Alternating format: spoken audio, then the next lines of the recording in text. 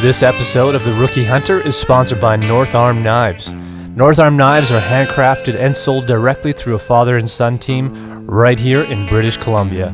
Choose from a selection of outdoor knives, kitchen knives, and the brand new folding knife from northarmknives.com. They ship internationally and guarantee all their work. Callie and I use their products and give them our stamp of approval. Go to northarmknives.com.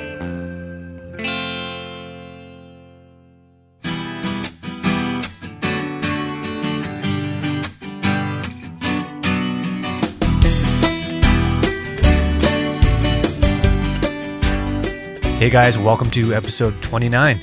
Today, Jeff Lander from Primitive Outfitters is joining us in the studio. We're going to be talking about bear hunting, bows, and all kinds of other good stuff, so look forward to that. Jeff has lined up a lot of hunts for guys like Ryan Callahan, Stephen Ranella with Meat Eater, also the guys from Gritty Bowman, Aaron Schneider is one of them. So a lot of your favorite hunters have actually hunted here in British Columbia and in Alberta with Jeff Lander, and again, that's Primitive Outfitters. So really looking forward to this conversation. Got a few things I want to get through here. I'll try and make this quick. Our sponsor, North Arm Knives, is actually going to be giving away one of their knives, and to win it is pretty easy. So the knife they've selected to give away is their mallard bird and trout knife. It's a pretty versatile all-around knife, good for hunting, fishing, even in the kitchen. What we want you guys to do is put up your favorite outdoor photo from 2016. So it can be hunting, fishing, backpacking, anything you want, just an outdoor photo. And all you have to do is tag North Arm Knives. Their handle is at North Arm Knives, and us, the Rookie Hunter Podcast, and use the hashtag North Arm Knives. That's it. Pretty easy. And you don't have to be from Canada to enter. So anybody's welcome to jump in there.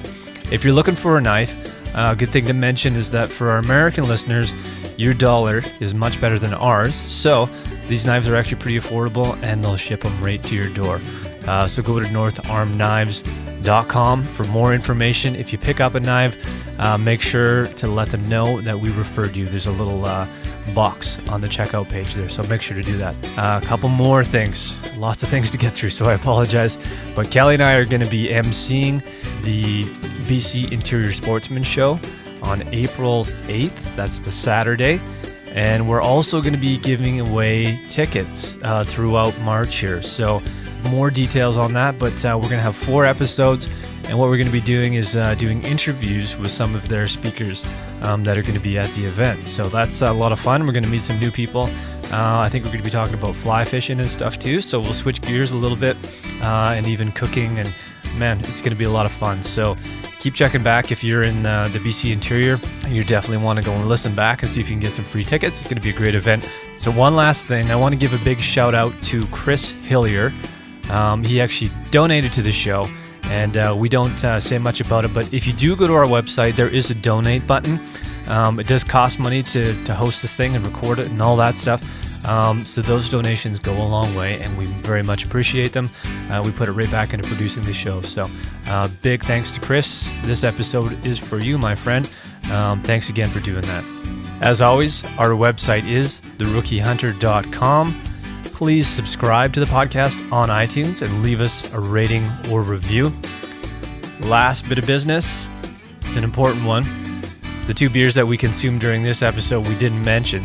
So it's the La Maison Saison from Four Winds Brewing Co. and the Fat Tug IPA from Driftwood Brewery. So on that note, you guys know what to do. Sit back, relax, crack a cold beer, and enjoy episode 29 with Jeff Lander.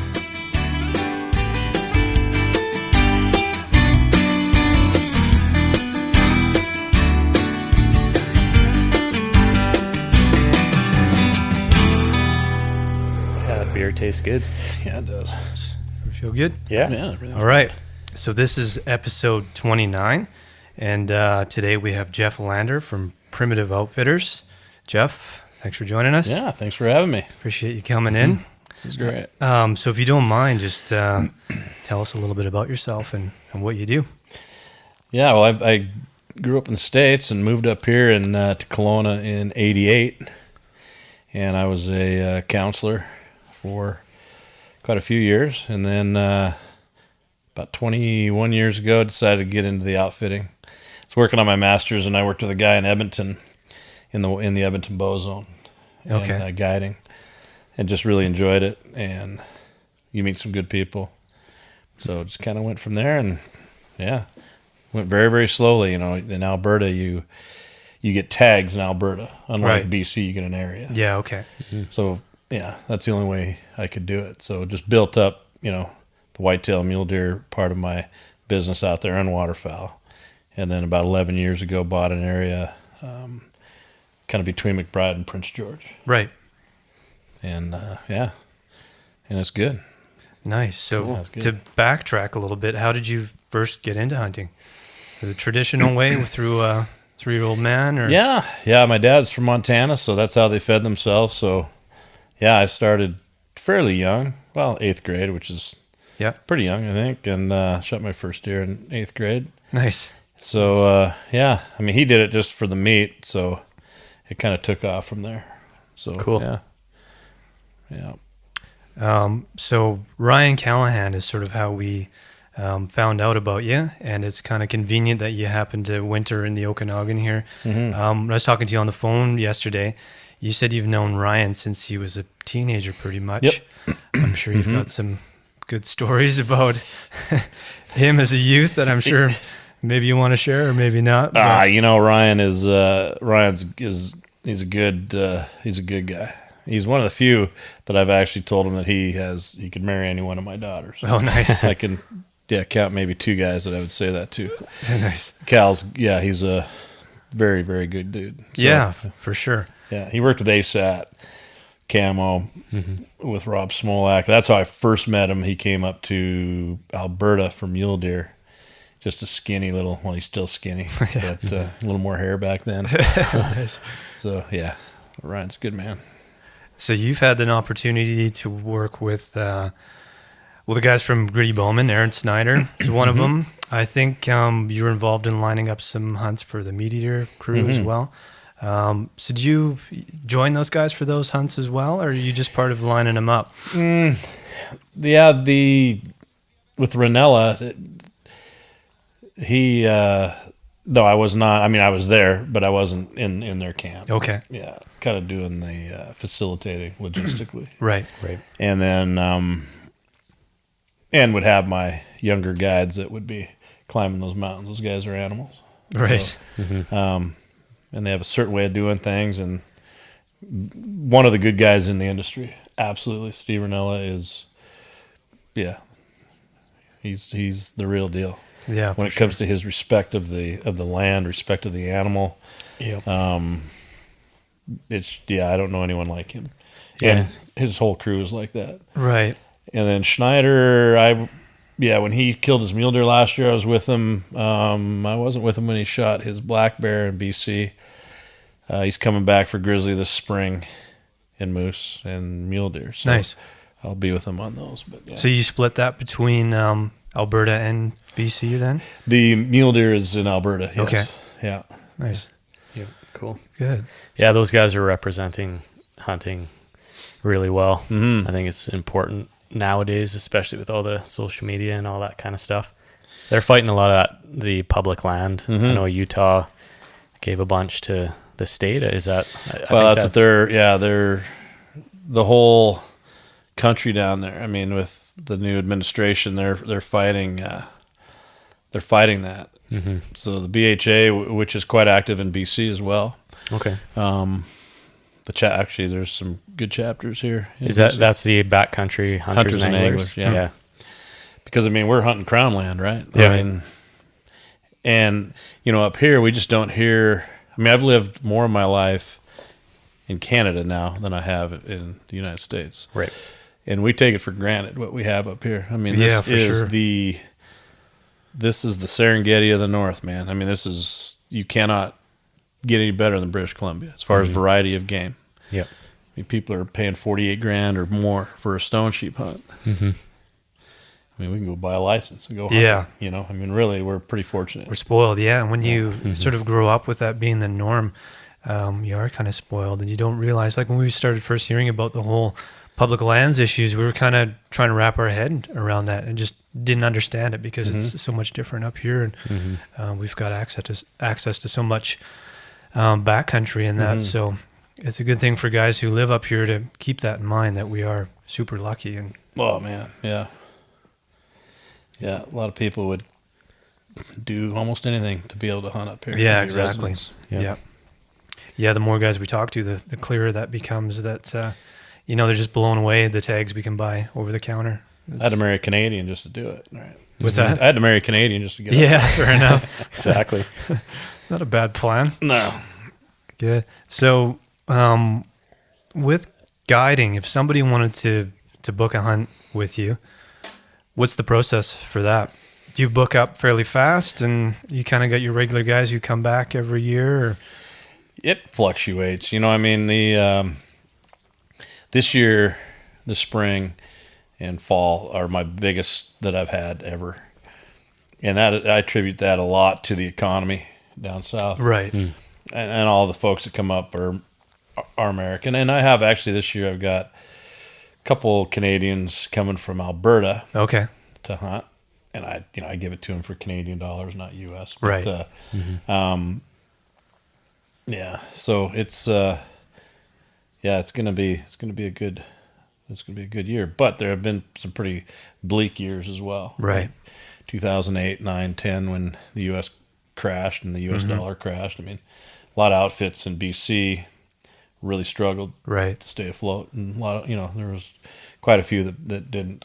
Fair enough. Yeah. Yeah, all part of it, but I guess you gotta try and keep your leg in the game somehow. Whatever Get business creative. you're in, you do whatever you got to do. Yeah, to make for it sure. happen, right? So Yep. yeah, So the guiding in BC is mostly bear, or is it bear and moose for me. Okay. Black bear, grizzly bear, moose. Yeah, that's the. I mean, I have some goat in my area. I would never book a goat hunt Okay. because there's just not many of them there. Right. But of course, when Ranella came the first time, they wake up and there's a big mature Billy up on the hill. So I get the call, and 48. I ran in, grabbed a tag, and we had to wait the 48 hours for it to become valid. And by that time, the goat was long gone. Right. And it was snowing. So that's about the only. And I've got a few elk in there, but it's primarily black bear, grizzly bear, moose. Okay. Yeah. Cool. And then Alberta is mule deer. Yeah, it's mule deer heaven actually. Nice. Yeah, spoiled, very spoiled. Like around Kelowna here. I mean, I shoot a longbow, and it's hard to get motivated to go and hunt here around town. Around our area. Yeah. There's some huge deer here somewhere, but a little different than the prairies of Alberta. Yeah, I bet. Kelly and I found what we thought is kind of a little honey hole here in the Okanagan, but it took a while to find it. And there's lots in that area, but I can only imagine what it's like in Alberta. So We've tried our hand at bow hunting early season, but it's been a couple seasons or 2 or 3, and we haven't had any luck. It's another level. You've got to be talented and know what you're doing. yeah. No, I mean, as Focus. far as learning to bow hunt here, if you can be successful in Region 8 or anywhere in the southern part or anywhere in BC because of how thick it is, I mean, you can be successful any other place. Yeah. It really is difficult here. Yeah. See, it's not just us. Yeah. Yeah. Unless you're baiting, and even then it's an easy thing, but yeah. One of the questions we've had is from some of our American listeners about what the process is for them to come up here and hunt, and also what it takes to get the meat back across the border. What do these guys need to do? If they Well, want? to hunt here, big game hunting, you have to have you got to have an outfitter guide. Right. Yeah. Unless your family, is that Yeah, correct? there's a Class C. I'm not sure what they call it here. I have never done it here. Okay. But you can apply and bring someone up. But I think it has to be, and I'm not certain on this. It used to be where it had to be direct family: father, brother, sister, mom. Right. Yep. Direct, just Yeah, okay. relative. Now you can bring other people from other provinces here, as long as it's not a draw, and like it's not on a limited entry draw. Gotcha. So, yeah, you can bring, and the same goes for your family from the States. You can hunt anything that isn't on a draw. Okay. So grizzlies and sheep are automatically off the Right. Yeah, which is what everyone wants. Yeah, for sure. Yeah. And then as far as bringing the meat back, The meat I never have an issue with the meat with guys going back, as long as they're taking the meat when they leave here back with them. okay. So what happens with nowadays, I mean, guys are coming to hunt moose. If they fly, they'll take back maybe 100 pounds or 80 pounds of meat, Right. which is usually the prime cuts. But if they drive, a lot of them drive, and they have all these humongous Yeti coolers in the back of their Right. trucks and dry ice they get Yeah. as they're going through Calgary or whatever on the way home. As long as you have your hunting license, and your tag, and there's a sheet that we fill out, Okay. a guide declaration that we Gotcha. fill out, and they have that. It's very, very good going through. Now the issues that they'll have or have had is if there's brain matter still in the brain cavity. Oh, gotcha. So you got to get that out. Right. It's kind of laxed a bit. It's relaxed a bit from when they had the mad cow and Right. the CWD stuff in Alberta. But, Interesting. Good. Well, finally cleared that up because Kelly and I were trying to explain it as best we could, but you want to if you're flying up here and you're taking meat back, they will not let you just have meat in a Suitcase. yes or a cape or a hide of a bear or whatever. You need to. What I tell folks to do when they come up is load all your clothing and stuff in a cooler. A big cooler. And the problem with these big expensive cooler, Orion or Yeti or any of those, is they're heavy. Yeah. So you bring a lightweight cooler, maybe you get from Costco, fill your clothes in there with your duffel bag, and then when then you can put all your clothes and stuff in your duffel bag, and now you have an empty cooler, and you can load that up with frozen meat, and it's going to cost you, but right. I mean, there's no better meat. So Yeah, if that's even what the you're black. here I mean, for. the bears here. I mean, the bear meat is amazing. Yeah. we keep ours. Yeah.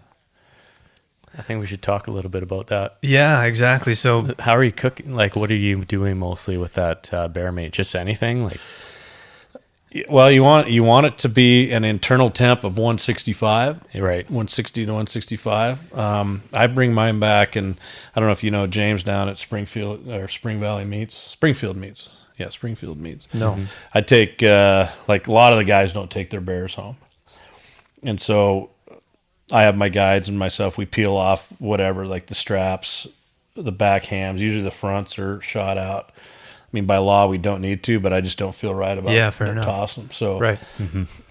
I'll take him a bunch of meat and from my clients and take it in there, and he'll make what's my favorite now, jalapeno smokies. Oh shit. Well, Nice. cheddar jalapeno smokies. Sounds good. Yeah, they're amazing. I should have brought some. I'll bring you guys some. And some beer pepperoni and I've done chorizo. I'm trying all sorts of stuff. It's not cheap though. Yeah, for sure. That's And the they thing. make that stuff. But I mean, I give a lot of it away, and yeah, it's good. But That's part of the fun too, is sharing all that meat and yeah, letting some people experience it for the first time. And well, this year I picked up a Traeger. You ever heard Traeger? no. Yeah, pellet- the pellet like grill. Green Mountain grills. Oh, nice. Sweet. Same That's type on my of- list. Yeah. Yeah. This thing is we're cooking on it 5 nights a week. It's amazing. I was thinking Amazing. about selling because I just have a barbecue, right? Just A to gas sell one? that and get the wood pellet. Mm-hmm. Because you can use it. You can do anything on that, right? You can Yeah. smoke bear hams, or you can cook a hamburger, steak, or Mm-hmm. smoke fish, or whatever. Pizza, Pizza, yeah. Nice. pies, whatever you want. Yeah, we did moose burgers last night, Oof. and we're on that thing all the time. It's indirect heat, so you can get it to 450 degrees, and it's not exploding when Right. the fat hits it. Right. So Right. Right.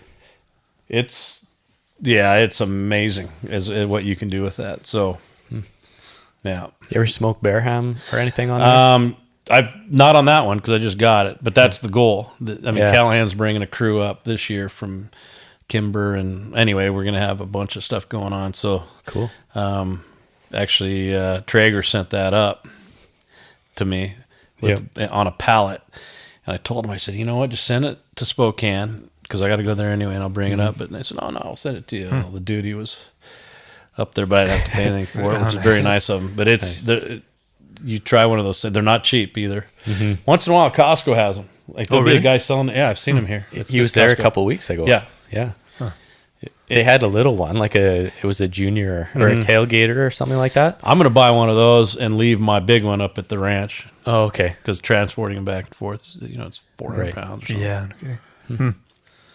But that'll change your big game cooking. I guarantee you, if you get something like that, Yeah. mostly if you're cooking on gas. I was just trying to convince my wife last week. I was talking about upgrading to a pellet grill, and she wasn't buying it. Not yet, but maybe if I tell her she can do more than just wild game on there. Just get it for her birthday or Christmas or Mother's Day. She can't say She'll love that. Yeah. So I say, oh, thank you. Yeah. Yeah. Yep. Nice. I think it's going to have to happen one way or the other. Yeah, for Yeah. sure. Eventually, our old barbecue's gonna. We'll get you up to Peach It's going to Land. accidentally fall Yeah. over the deck. There you go. Yeah. I don't know what happened. It just fell off the deck. Yeah. I wouldn't mind spending a bit of time with black bear hunting because that's something you do a lot of. So Kelly and I, last season, would have been our first attempt to go to spring black bear hunt. And we're doing that in the Okanagan here. We didn't have any luck. We spent a lot of time out there.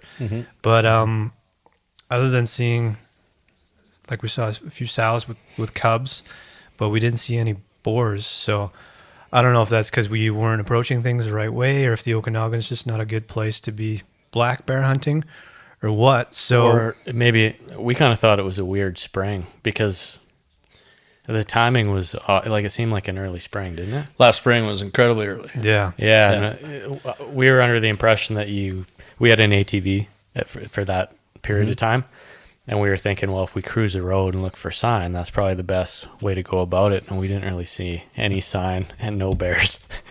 But we only went out so many times. yeah, so we did see some sign. We saw tracks, but even throughout the fall when we were backpacking and stuff like that, still, I think we saw that sow and the two cubs a few times in the same area there. But other than that, no luck. So Yeah. so anyways, what I'm wondering is like, when it comes to spring bear hunting, what should guys be doing like right now, if anything, to be get prepared for the season? Right now? Yeah.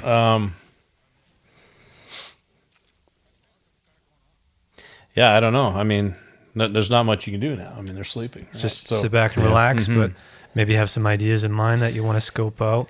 what I used to do way back in the day, like up and around Revelstoke, I'd contact the guys that were like the new log roads where they're logging.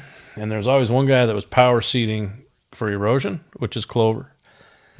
And now I don't even know what they're doing now. But Right. in the 90s, I would call him and say, hey, and he would say, okay, we got this, this, and this. And it's amazing when you go in there in spring and it's been power seeded and all of a sudden it's just growing. I mean, they're in Right. there thick. Wow. But it depends how far away are you traveling from Kelowna? that wasn't that far. Not too far. Yeah. So you're doing day hunts, right? Yeah, pretty much. And I mean, in my outfit, we don't even begin to think about hunting bears until about 4:00 p.m. Oh, okay. Right. Never are we hunting in the mornings. During the rut, maybe. But what I've found, or we've found over however many years now, is that they're kind of like humans. They're lazy. Right.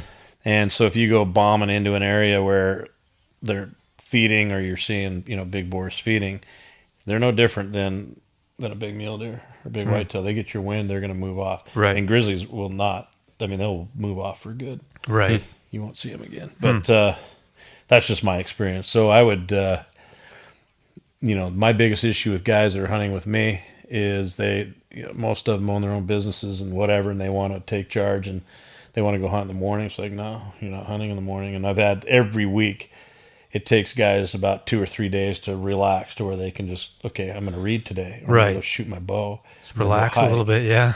And if you do that, and then you hit it at prime time, which is, I mean, realistically, at least my experience is like 6 o'clock on, and even then the last hour or so of light is when those big boars come out. Now, when it's the rut, which is in, June, and then it's anyone's guess. I mean, they just all of a sudden show up. Right. Yeah. So when it comes to selecting location, what are you generally looking for as far as Food, and does it matter the direction of slopes and stuff like that? Is there south slopes here in BC, southern BC? I would be focusing on logging roads, clear cuts. Yeah. If you're hiking into areas with the south slopes, then whatever, but you don't need to do that. Right. I mean, there's phenomenal bear hunting, from here to Revelstoke or whatever. Right. I mean, phenomenal. And this area around, I mean, the southern Okanagan is really high density of color phase bears. I would say, well over 50%. For me, my experience, I mean, the first 6 bears that I shot when I moved here with a longbow were all color phase. Oh, okay.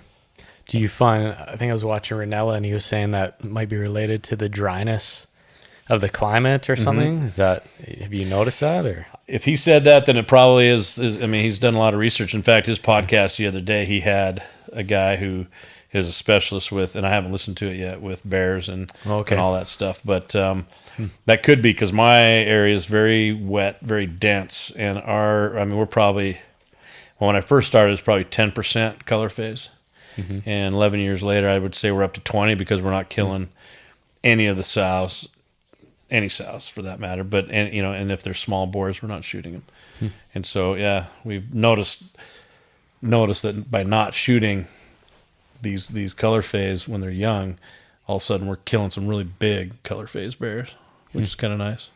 Interesting. Yeah, but different there than here for sure. Yeah, down here it's. The one hitting my garbage up in Peachland there, he's chocolate. Oh, no. Right. And he's a tank, but you can't really put an arrow in him. Yeah. Yeah. So you're basically doing a little bit of management in your area to... Right. Yeah. And, we're trying to shoot only boars. Last year was good, and then Gritty, he killed us out the very last day, which is fine. Yeah. But it was all boars, and it seems like they move in. I mean, you take one out, and because there's such a high concentration of bears, and there's a really good salmon run up there, they just replenish. So you could take some big boars out, and all of a sudden, they're back. And I mean, last year we killed 3 over 20 inches, one which was Boone and Crockett over 21, and that's a first for us. So yeah, I'm noticing it big time. But last year was tough because by the June season, it was so tough to see them because the grass was so high. We get glimpses of them where we had to pull out the predator call. Oh, okay. And get them to show themselves, so we knew what they were before we moved in. Yeah. Do they ever come in hot when you? Yeah. And you're hunting with bow?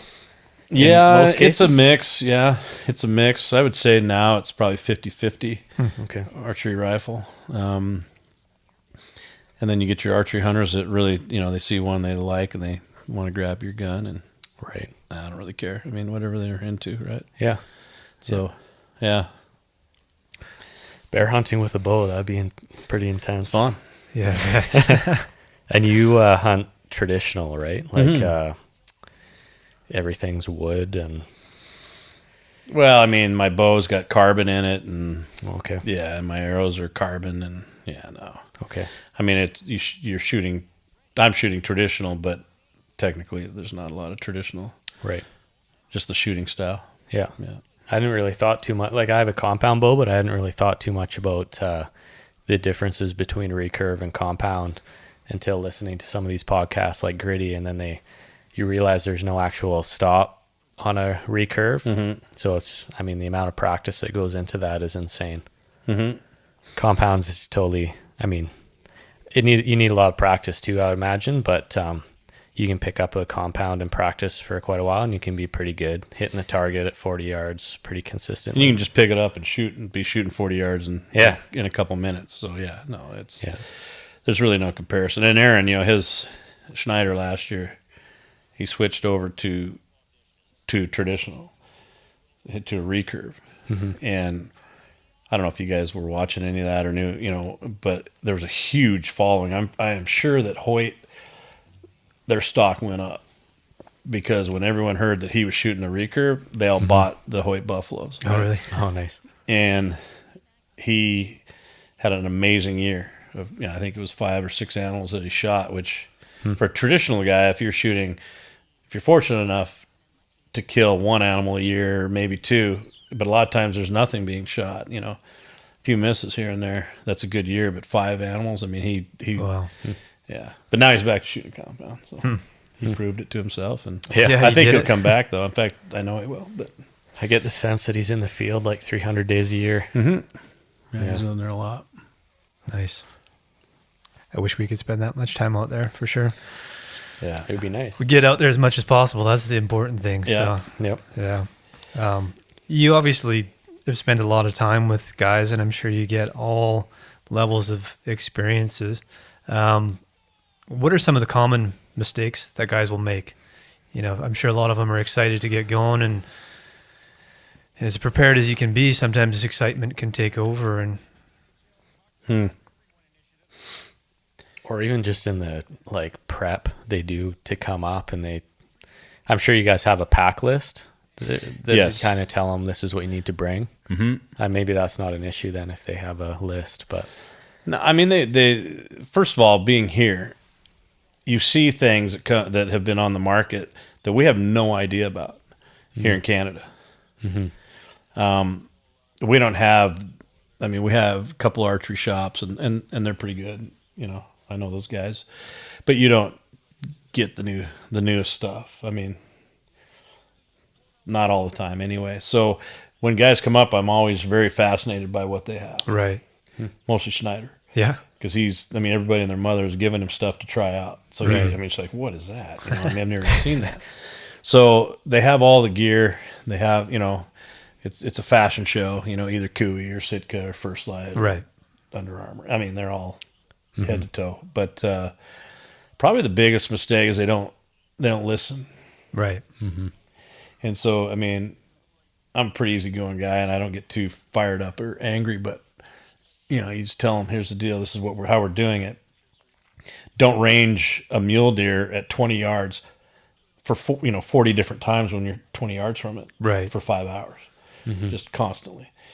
It's like they don't think that that their range is right, or nervous thing or whatever. But that happens a lot, and eventually you're going to brush something, or you're going to hit something, and he's gone. Right. Same goes for the big bears.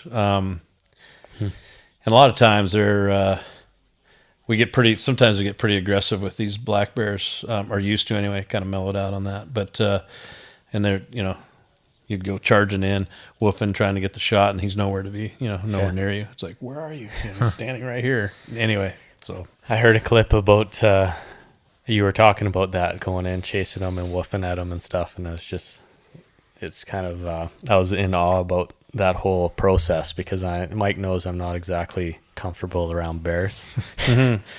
I'm more out of the two of us, I'm more nervous about bears, I think, than you are. I think it's a good combination, because I'm probably a little bit too relaxed, whereas Kelly's, on the other side of the spectrum. So we even each other out that way, which is probably good. I'll go out there and camp, but I'm the guy that's like sitting awake for the extra hour, just thinking about a bear walking into the tent.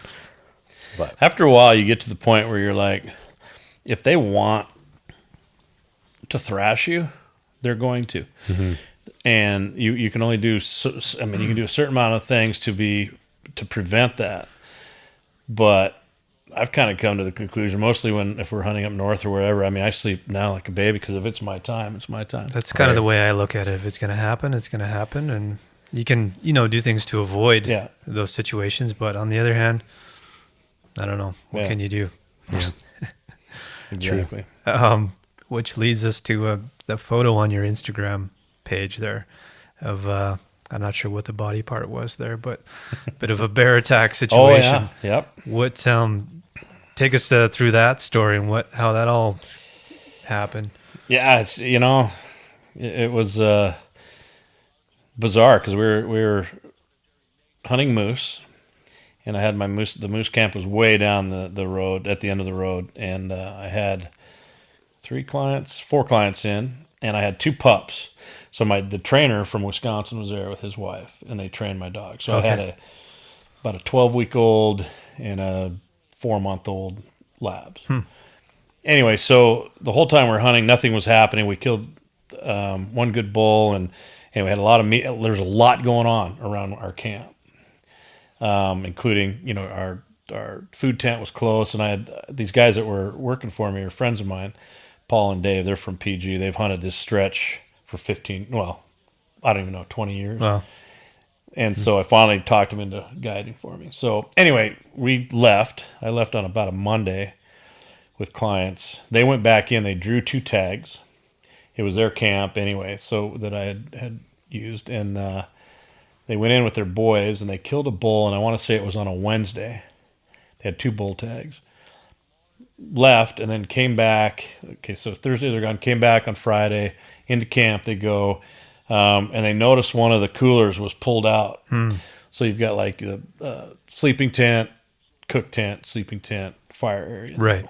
And they noticed there was a puncture mark in it, and it had pulled it out. The weird thing is that there was, none of the dry goods were touched. And when I was there for the week and a half, I didn't see any signs of that we had any bears coming around.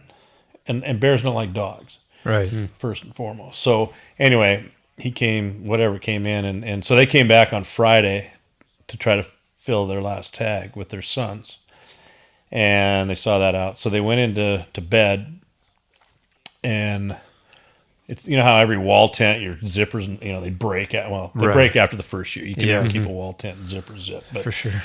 if you haven't learned that, it's sad. But so they went to bed, and everyone was asleep except for Paul, and he heard something in the cook tent, and he said, "Dave, there's a bear." Before he could there's a bear. That bear was through the door and was on top of him. Holy shit. So he ended up weighing 390 pounds. So he was a mature boar black bear. And he came in. He started at the legs. So one of the pictures was his calf. Oh, okay. And was working his way up. So now, and I talked to Paul this morning. I asked him if it was cool if I told the story, which I do with him. Okay. And he's cool with it. Anyway, so he started screaming. So the boys wake up. Imagine waking up to your father, dying. Ooh, yeah. And so, yeah, he was ragdolling him, and he after it was all done, I asked him, I said, what do you remember about this bear? I said, was he loud? Was he growling? I hear people who are attacked that the breath is really bad. Do you remember that? He says, I just remember, and he's probably, I don't know, Paul's probably 180 pounds, maybe whatever, right around there, 5'10". He was lifting him up. He had no power and was just shaking like a dog does with a whatever. And so now Dave has woke up, and Dave and Paul are complete opposites, and Dave's very serious. He works with prisoners. He's very whatever. He grabbed his gun. He's trying to load it, whatever. Got his gun loaded. Now the bear's moved up to his shoulder, and he's going for his neck to kill him. And so Dave jumped over, got parallel, didn't want to hit him with the gun, or with the bullet in the head, shot the bear. The bullet went through the bear and disintegrated his elbow. Oh, shit. So it's 300 short mag, took his elbow out. So now he's yelling about how, he shot me, whatever, and I think he shot again. He did, and so now the bear moves off of Paul, goes to the other corner where Paul's son went under his cot. Now he's just trying to get out of the tent, and it was this tent is as big as this room. Like it's huge, maybe not as wide, but it's as long for sure. Yeah. And so he went to that corner, went under the kid. Now he's trying to cope with what's happening if he's dreaming or having a nightmare or whatever. And then he goes around the backside, knocks over the stove. So now, this is October, so now it's billowing smoke Holy inside. shit. And jumps on top of the other kid who's turtling underneath his sleeping bag, as we all would. Right. And he's trying to get out, and then he went over the other side. And then he went out of the tent and went over into the other tent, which there's 2 other guys in there. Came back around, and now he's really laboring. And if you look at the picture, I'll send you some pictures later, but the blood on the side of the tent was insane. Man. And he goes and comes back out. Dave's outside. Paul's still screaming on the ground. The kids or whatever, and the bear comes back in that same tent. And I'm not sure he took a swipe at Paul, but he was really laboring. And then I think it was Dave's son shot him with the double-aught buck, shotgun, and dropped him there. Holy. So where you see the bear laying there, I mean, there's just so many things. That right next to the bear is a 5-gallon propane tank to fuel the lantern, right? Wow. Yeah. So, and anyway, so then they're an hour, 2 hours away from the nearest road, and they had a Global Star sat phone, Oh, okay. which is hit or miss. Iridium's the only one to get in this province. Okay. They couldn't get out on it, and it might have been. I'm pretty sure that's what it was. It was a Global Star. It wasn't Iridium, but. And so Dave loaded Paul up in the truck, and it was weird because with his elbow, didn't hit any of the major arteries. So like it took out his elbow, but it wasn't like it was just gushing blood. Like if it would have been above the elbow, Right. in the bicep or forearm, it would have been. But yeah, it wasn't like there was a lot of blood. So anyway, the road going out of there is brutal. It's potholes. I hate it, and he's doing it as fast as he could drive. Right. Which the good thing is, it was keeping Paul from going into shock. Snapping him out of it, eh? And so finally, the other truck with the 2 boys and their 2 friends, they got out on the sat phone finally. And the ambulance and cops met him partway back, and he got in. And meanwhile, I'm in Calgary because I was switching gears to mule deer, and I'm at the hotel waiting for my wife to fly in. She's from Arkansas, and I get a call from. I know she had Jesse Zeman here. Yeah. Yep. Young man named Jared Wilkinson, who's good friends with Jesse. Oh, okay. I've never met Jesse, but Jared's very involved with the BC Wildlife Fed, and I've known him since he was a kid. Oh, wow. He calls me, and he goes, where are you at? And I said, well, I'm in Calgary waiting for land of the land. And because you hear about the bear mauling on the such and such river. And I just hung up immediately because I knew what it was. Oh, I knew man. it was that. And so I called Paul, and somehow it answered. No one answered, but I heard the doctor telling him that he was going to amputate his arm. Ooh, man. And that, and then it kind of got all muffled or whatever. And I'm just like, and then I kind of went in shock. I bet. I had quit chewing Copenhagen. I drove right to 7-Eleven, got myself 2 cans, loaded my lips full. I did Fair enough, yeah. maybe a bottle of wine, but I don't know. Jeez. So he did end up having amputations? Or? No. You know what? He went through a multitude of surgeries, and I think they're still happening for him. I hunted with him this last fall, those 2, on the same river in the same camp. The first night back for him from being away, and it was wild because with the wall tent they had a 4-foot high wall that went all the way around the half of the tent with a oak door with a huge thing that went down to psychologically, that's what they had to have. Right. I mean, the thing could have jumped, came through, came Right. where I was sleeping. There was no protection there, so it would have went for me. But the chances of that happening twice, I mean, man. But over the years, they've had bears that have come into their camp, aggressive bears. And I think for them, they'll always have an extra bear tag because now the poor bear that comes and hangs around when they're in moose camp is going to get it immediately because they're not going to mess around with it. Right. They'll keep it and have a tag for it, but it doesn't matter. So yeah. Well, we had we went for an elk hunt this year, and that was one of the things. We didn't really set up a meat pole in advance, and we brought this elk back to camp, and we left it in the truck and kind of kept the truck close to the tent, thinking we want to protect the meat. But then I don't think any of us got any sleep because we were sitting there wondering what's coming for that meat. So that wasn't for me. It wasn't a well, in the easy Kootenays sleep. too, you need to be more careful. I mean, Yeah, we those were in things are grizzly fun. country for sure. and then they're not afraid of you. Yeah. Yeah, we're close by to a creek where the spawn was happening there too, and so they were definitely around. We weren't too far from that, but it's definitely in the back of your mind for sure. Well, and But, that's probably actually that's a good thing because at least they're full, that's true. Yeah. right? Good point. But good elk meat is hard to come by. That's also true. Yeah. Yeah. Going back to the sat phones, do you guys use DeLorme InReach or anything like that? I have never used one. I hear they're quite effective though. Okay. Yeah, it's definitely a cheaper way to go. Yeah. We picked up one this year. Mm-hmm. So I think it's a peace of mind too. Oh, for sure. Yep. Yeah. We told you we were heading up north here in the fall. You recommend having that and a sat phone as well, or do you think it'd be okay with just the?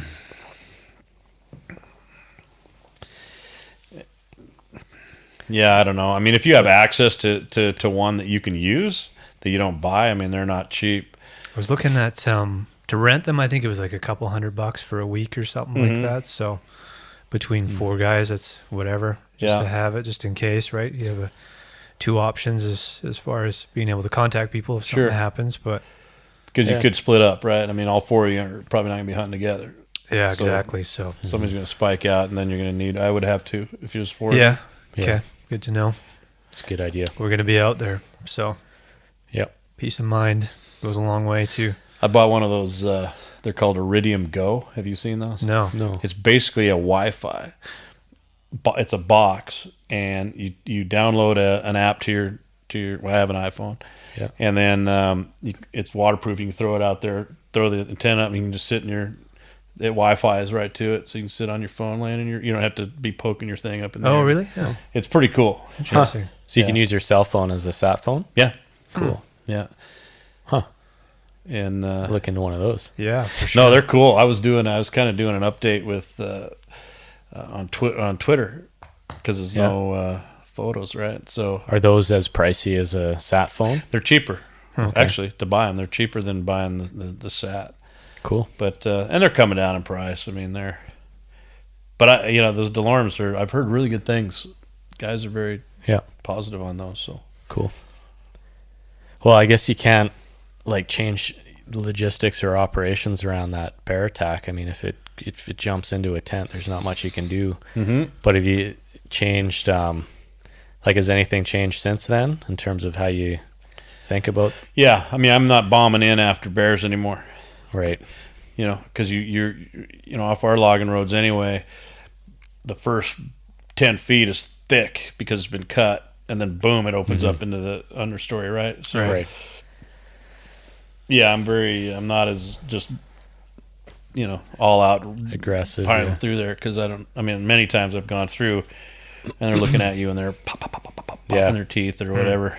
And That's my fear is like you get close to a bear, you take a shot, and it doesn't go down right away, and it crawls into some thick stuff. It's not a fan of going in there and chasing it. But No. you have to. But you wait. Yeah. Wait. So anytime if we have a bear that's shot in the evening, which is all that it is, if we don't hear it bawl, like the death moan, or watch it go down, we're in the next morning. There's no messing around. Okay. Period. Because the meat's not going to go bad, and your hides aren't going to go bad overnight, at least in the area I'm at. Yep. So, but from a safety standpoint, yeah. Now, some of my guides, they like to go bombing in there and try, if they think it's dead, or if we're 2 hours away from camp, then maybe. But yeah, it's better to be safe. And yeah, I mean, you're not going to lose anything No. Right. if you shoot it in the evening and go in the next morning. Yeah, So- you can still track it. As far as leaving a kill overnight like that, what kind of temperatures do you need to make sure nothing's going to spoil? On spring bear? Yeah, or anything? just in general. I would say, if it's dropping into the 40s at night, in your, with the bears, moose is a different, moose is a different story. If we shoot a moose in the evening, we're tracking it just because of the danger of grizzlies. Right. And And that's a big animal. I mean, laying on its side, it's 3 feet thick or more of meat. You know, the internal stuff is going to start. But if you think that, I mean, if that bull isn't, when people shoot them with guns, it should go down. Right. If they shoot them when you tell them to shoot them, they should go down. Now, with archery, it's a different story. But you sure can hear them when they crash. I mean, when they fall. Yeah, I bet it's like a tree falling. So, so that's kind of a touchy situation. And every time if we've got a couple of us out guiding, you know, we'll come back and meet and we'll go together, because you want to have one guy on the gun, one guy on the blood, and just kind of, you know, being careful. Right. Yeah. With the hunters behind you with no guns, preferably. Yeah. Right. Because everyone's freaked out about that, Yeah. and it's a jungle up there. Like, you can't see very far. So Right. Doesn't take much to No. set somebody off. Yeah. Well, that happened to us too.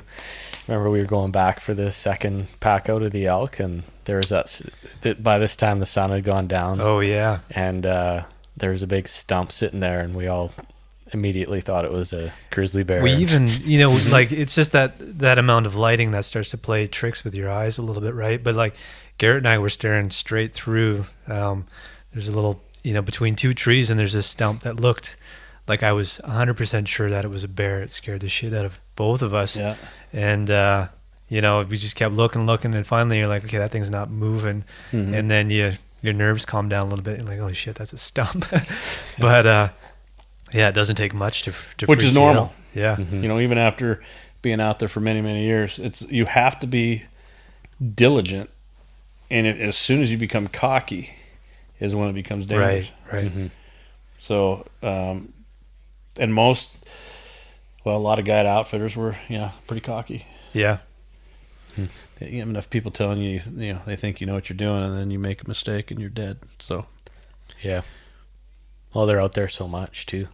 We watch Remy Warren quite a bit. I don't know if you've talked to him at all, but he seems like he's put a lot of work into that, just hunting in general, but his business. And sounds like when he was younger, he would go to work for outfitters, and he'd be the guy at night packing all the stuff, like just by himself. He would.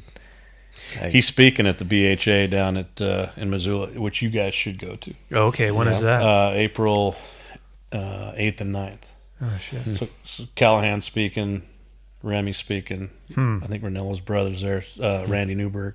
Oh yeah, yeah. That's another one, Randy. As far as connections, I don't know. I mean, it's a 7-hour drive from here, That's not too bad, actually. but it is.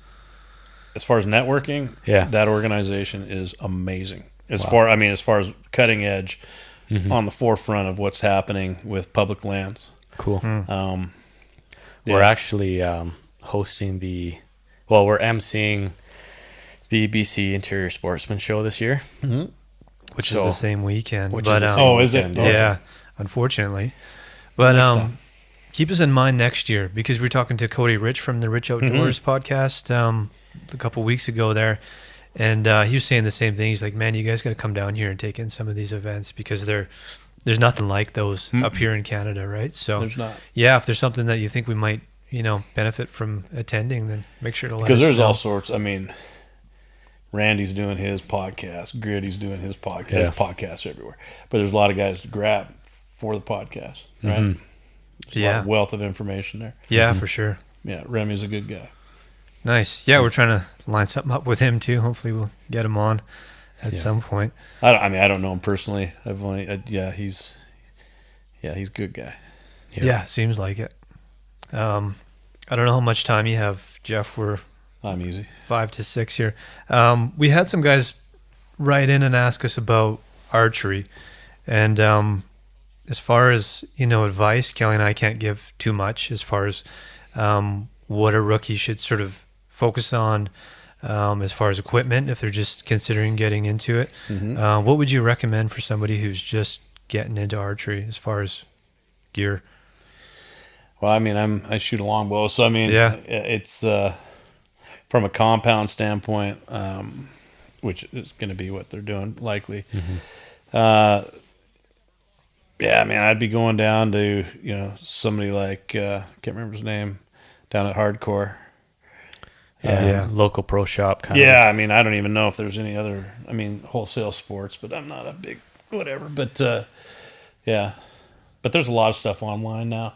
Yeah. with Google and For sure. Yeah, and it's something that's just changing all the time, right? As far as equipment goes. just make sure it matches your, that you're not going too heavy, of a bow or and that your arrows match your draw length. And, Right. But that's something that a pro is gonna.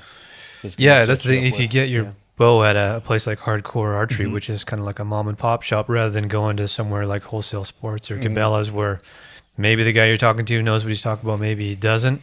When you go to these, these guys that specialize in that kind of thing, they're going to help you get set up and pick something out for you that is going to work for you, rather than just having to guess, right? So, and that's the difference between, at least I would consider Kelowna a smaller city center. Yeah, versus definitely. something big, but you go to, if there was a city center this size in Montana, you're gonna have 4 or 5 pro shops there. right. And these dudes, and gals, they know what they're doing. Yeah.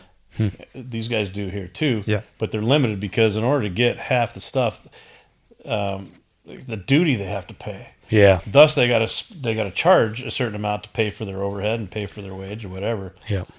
Well, you just go online and buy. That's it. the bummer. which is That's sad. kind of the age we live in now. Yeah. These guys are going to go for the best deal, and usually that's going online. And Yeah.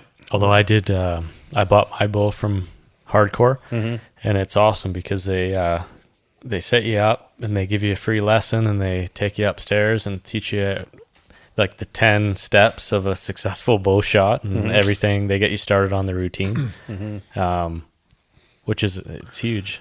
I know Corey that and the son Yep. and his folks they do all my embroidery stuff. So Oh, I used to nice. see him periodically. Yeah. Cool.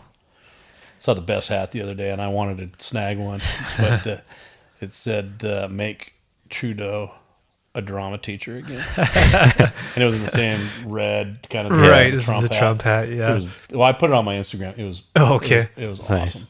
Nice. That's hilarious. Yeah. Yeah, that the knowledge in that place. I think Chuck is one of the guys there.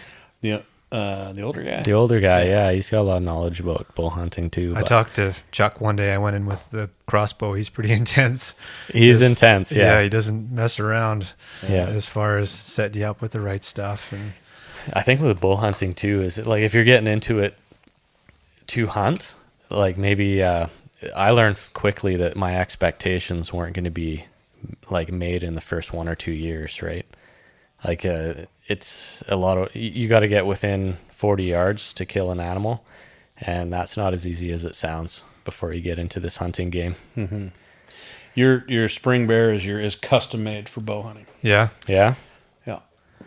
Custom made. Yeah. You just got to find the right spot. Okay. Maybe we should Yeah. try. We never did try any predator calls or anything like that, which I'll tell you what the predator calls will bring, not only in black bears but grizzly bears. okay. And so I would never blow one of those things unless you identify the bear you want to kill, Gotcha. because you could have one, and I've done it. I've actually used to use a little mouse call, and I got charged hard by the little bear that thought it was coming in to eat something. Wow. So you need to be careful with that. I mean, and probably a lot of people would disagree with me, but from experience, if they're coming in to your predator call, they're meaning business, and a lot of times they're coming in hard. Right. And Callahan and I had an experience last year where he is in the back of my truck hitting the predator call, and there was a boar and a sow, and the sow was a chocolate, the boar was just this bomber boar. He Wow. was huge, and he would never show himself, but he was within under, 8 yards of the truck, and he just stood up and looked at Callahan. He's standing in a truck. Another time, Callahan called from the truck, and the bear came right at the truck. Like, he's doing the big flex and coming. I'm just like, yeah, so you need to be careful with that. Yeah. Okay. Good to know. Because you're standing there and you're like, you might have to kill him. Yeah. And it would happen. It's, sometimes it happens fast. But you could have a grizzly come out, and then you're in real big trouble, because Right. Fish and Wildlife's not going to give one care if, Yeah, yeah. if you killed him. And he said, well, I didn't mean to. Whatever. Doesn't matter. Right. Yeah. I guess. Good to know. Well, we're gonna try it again this year. See what happens. Yep. Last bow question. Guys were asking about fixed blades versus mechanical. Is that something you're familiar with? Oh, yeah. What do you prefer? Fixed. Yeah, that's what the conclusion I've come to. But some guys seem to like the mechanical thing. But you come down to moving parts. Sometimes it's going to be problems. You should have seen it when they first came out. Yeah. Whenever that was, 15 years ago. It was brutal. I actually banned them in the Edmonton Bow Zone for whitetail. Banned them. Because they were just like, I don't even know who was making them. Doesn't matter. But they were breaking and now they're making them pretty much a flaw. But still, you gotta hit them broadside. But I mean, I'm a fixed blade guy. I have guys that use them, and when they're done and hit right, there's nothing like it. The blood trail is massive. Wow. Yeah, it's like one of the. Just keep it simple. There's not much. What ones are we using? Montec. I think the Montecs or something like that. They're just simple, like your 3 diamond shape. I don't know. It just seems like there's less to break, and the path the arrow's going to take is going to be more consistent every time. Mm-hmm. But there's so many broadhead companies out there now. It's crazy. A lot of good ones. Yeah. Cool. Yeah, we're more. I'd say we're more on the rifle hunting side. I think bow might come later on. It's definitely something we want to ease into, but it's like when you first get into it, I think we're sort of chasing some successful hunts, and we're just starting to get those finally. Oh yeah. But I think once we're feeling confident and everything like that, that's when we can start switching to the bow a little bit more and doing that. But it feels like it's much more of a commitment too with the bow. You're going to have to spend a lot more time preparing. You can't just, buy one today and head out there tomorrow. So it opens up some new seasons too. True. Like, Yeah. In Region 8, I mean, there's some really good late seasons for bow. Good early seasons for bow. And that's where most of you have one and you're out scouting, all of a sudden you see a nice big buck that's doing the same thing, whitetail or whatever. I mean, you can hunt them with a bow for the first while and then, then a rifle. Cool. Yeah. Yep. Yeah. Good. Lots to look forward to. Before we let you go, anything else you want to add to the conversation? No, I think this is, I think having you guys in BC and podcasting as locals, and I'm sure you got a lot of Americans that are listening to you. And with Ryan, that he sort of introduced us to a whole new bunch of listeners, which we're very grateful for. So, and the fact that you come at it as not know-it-alls, does that make sense? We're trying to be a bit of a blank slate and take it all in, right? So, because that's in the industry now is so crazy. And I'm an old school guy, but I mean with social media, that everyone's an expert on anything, and the fact that you're coming at it, to learn I think you're going to have a success doing that, because there's a lot of folks out there that might be intimidated to listen to whoever, Gritty or whatever. Yeah. And probably not. Those guys are pretty easy going, but I mean, no, I think you got a niche or a niche, as you say in Canada. Up here, so it's good. Well, we've a couple folks said, when are you going to change the name? But I don't know. I think you're right. That name kind of brings the people in that may be intimidated by some of those other podcasts, right? Like we're saying you're going to learn some of the basics here. Yeah. And some of the experienced guys still listen too. Like there's we have my Randy on there, and he's got lots of stories from the years back, and that's interesting for everyone. But I don't know. I'd say we're always learning something. Yeah, and that's sort of what we've committed ourselves to. There's always going to be something to learn. It doesn't matter if we're 70 years old. We're not going to be able to do it all. So there's always going to be something else that we can. Well, imagine if you named it, Professional Hunter Podcast. Yeah. I mean, like whatever. Especially us. Like everyone else. Yeah. I heard of you guys before Callahan ever went on there. Oh, nice. Yeah. And it's like, and that's what caught my eye. It's like, right on. I mean, anyone calls it rookie, has rookie in there. It's like, okay. It gives us a little bit of leeway too. Because if I listen to some of our older episodes, we tried to tackle some pretty important issues early.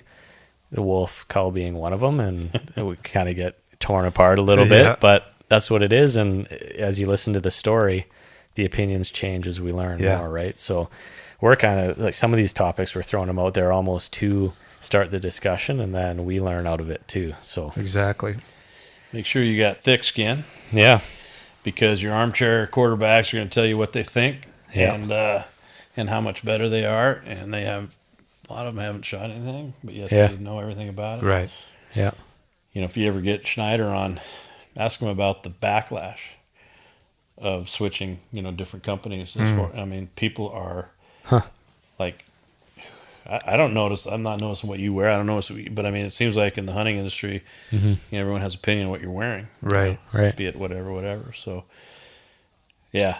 It's Do you think that's more common in the U.S. than in Canada? Yes. Okay, because I get the feeling in Canada, like half the guys are still wearing flannel shirts and like the old school, right? Yeah. Well, because it costs an arm and a leg. Yeah, that's to get true. Cooey up here. Yeah, Or Sitka or First Light. I mean, it's expensive stuff. yeah. man. It's like, what team do you want to play for? Yeah. Yeah, I think that's what it is people, you know, they're either First Light team or Sitka team or whatever. And it's either that or it's nothing, right? But it's funny. It's just And Under Armour. You know, I mean, yeah. they're big. But it's whatever wholesale selling. Yeah, In Alberta, it's whatever Bass Pro and a lot of Moss. Mossy Oak and Realtree or whatever. You know, I mean, it's what you can afford to buy. yeah. And it's not cheap. And Yeah. when we started, it was like right before that U.S. dollar crash. So I bought a couple of pieces of Sitka, like pants and stuff, and I was like, "Oh, this is pricey," but it's kind of. I'm gonna buy a pair. I hope they last a long time. Now I go in there and I'm like, there is no way that I'm ever buying these pants at this price. Like, I'm not buying a $900 jacket. I'll find something else and make it work, but it's just getting ridiculous. But I think, like you said, it's the duties and the exchange rate right now is kind of making it way worse than it should be. Yeah. But yeah, I like the exchange rate because I get paid in U.S. money. But There you go. Works for you, yeah. But the whole gear thing. Actually, you brought some packs today. Mm-hmm. So you got a couple Kafaru packs. I was looking at the Reckoning, just following Aaron's Instagram feed, and there's something about that pack that just, like they said, it's a blend of some of their other packs. So it's got the front. It's like a duffel, but it's got the front zip, right. and you can access it from the top. It looks like it's got an awesome frame on it. It does. I think for these, like, we're going to try to do a northern hunt this year, so I'm looking at a new pack. I've got I think it's a Badlands Sacrifice right now, which it's almost more of a bow hunting pack. It's not really an expedition pack. But I know where you're going, and you, I mean, your guys are still pretty young, and you're not going to get as sore as quick, but, you know, that hip pad, waist, belt, the way it sits on your shoulders, mostly if you're coming out heavy, which is the plan, you're going to be going in heavy. Believe me, you're going to be going, what is on my back right now? Yeah. And you're going to want to have the best pack that you can afford on the market. Right. And in my opinion, that's Kafaru. And I've had Mystery Ranch is good. Cooey, I've had Cooey packs. They're lightweight. They've really come a long way, though I haven't tried the new one, so I'm not going to make an opinion on that. But you don't want to go cheap on that. Right. That was going to be my question, is in terms of ranking of importance of gear, I'm starting to think a pack is right at the top, because that's going to affect the longevity of your hunting career, right? Pack and optics, yeah. Yeah. Boots. Boots are important too, but there's so much high tech stuff out there right now. Yeah. Like I use all Kafar, I have 3 or 4, maybe more of their shelters. Right. Yeah, they got the TPs with the titanium The stoves and all that kind of stuff. No, I've got all that. It seriously is amazing. And nice.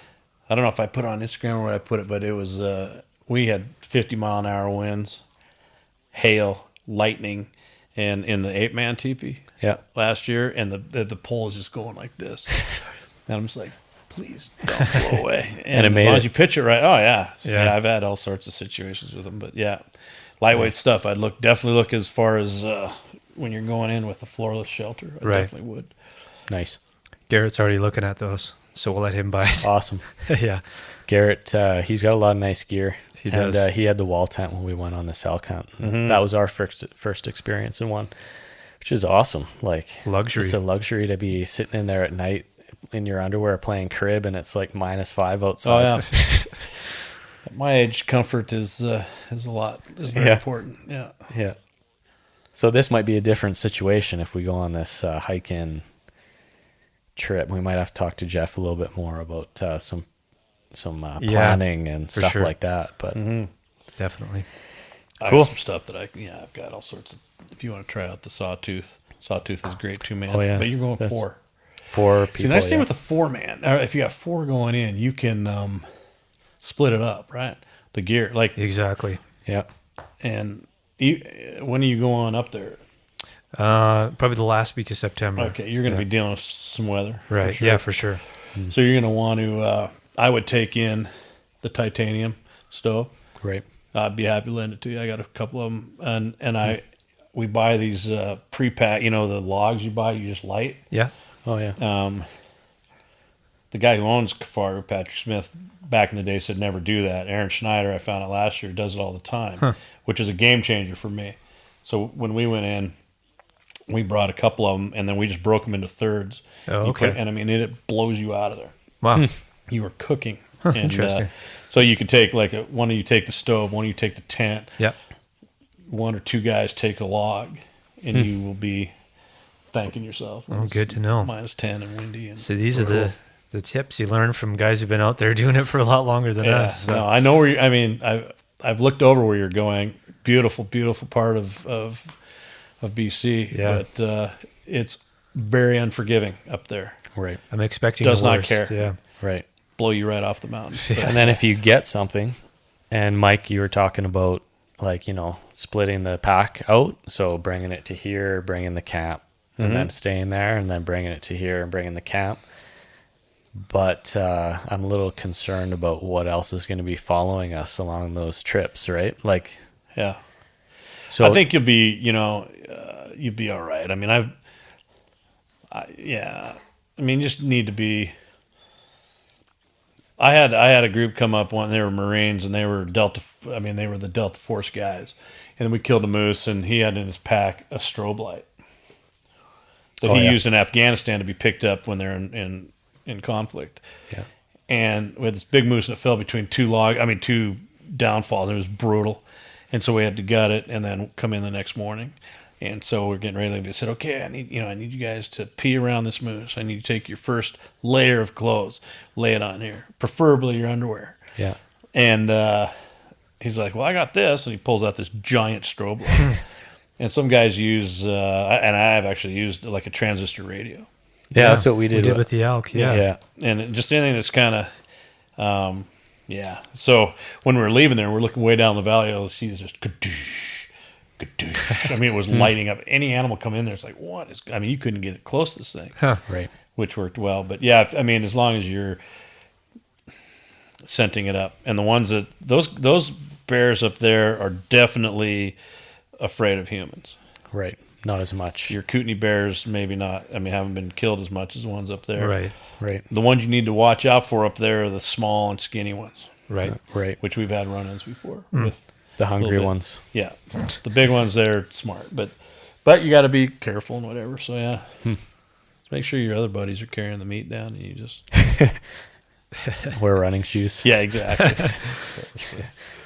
Good. Awesome. Well, Jeff, we'll probably want to have you back at some point if you're absolutely. into it, because I know we got probably a million more questions we could ask you. So before we wrap it up, if people want to get in touch with you, where can they find you? Primitive-outfitting.com is my website. At primitive, PRI. Was it? I keep getting my Instagram wrong. Primitive without the I between at the end. Yeah, that's right. Yeah. Cool. We'll tag you. I got off of Facebook because of the all the I can't stand Facebook. We're not on Facebook either. political Yeah. stuff, but Yep. Instagram. That's usually where I'm at. Yeah. Perfect. Well, Yeah. Thanks for coming on. yeah, thanks a lot, Thank man. you for having me. It's been a Appreciate it. pleasure. Yeah. Good. Awesome. All right, thanks. Cheers.